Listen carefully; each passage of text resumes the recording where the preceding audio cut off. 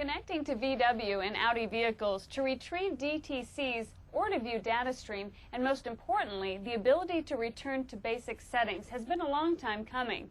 Now, Snap-on has a cartridge available, but there's also another software available in the industry that communicates with these European vehicles, and Pete is in the garage to show us what it can do. Pete? In the past, when attempting to diagnose transmission or other related problems on Volkswagen or Audi vehicles, the technician was faced with the problem of trying to retrieve codes, view data, or clear codes, and reset basic settings, both of which are essential to proper transmission operation. The vehicle in question would have possibly had to be taken back to the dealer more than once.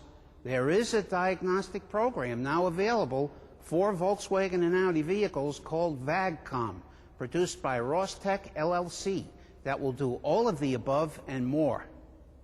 The program is loaded into a shop computer or a laptop, such as I have here. Just plug into the diagnostic connector with one of the supplied adapter leads and bring up the program on the screen. The first window is where I'm going to select which module I'm going to communicate with. This is where every module that is in this vehicle can be communicated with. I'll select the transmission module. The next window identifies the controller version and is also where I can view codes and clear codes. Codes are listed in numerical order with the code definition. Going back to the previous window, I can view the measuring blocks, which are the data lists. Notice the data parameters do not need interpretation like the factory scan tool would, as seen in figures 1 and 2.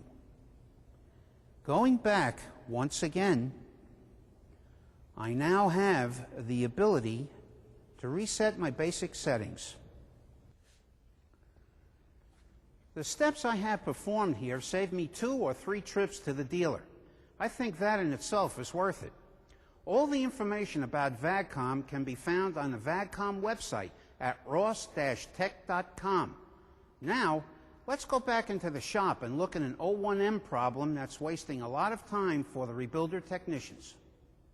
I've got an 01M K1, K2, and K3 clutch drum assemblies loaded on the pump. The problem occurs during the air check test of the drum assemblies. When the technician attempts to air check any of these drum assemblies, either with or without the pump gasket in place, a lot of air is heard escaping, leading the technician to believe that something is wrong with the pump or clutch drum assembly. What further complicates the problem is, if the air check is made with the gasket on the pump gasket has perfectly round feed holes, but the pump cover has oddly shaped feed holes, which are difficult to seal off during the air check test.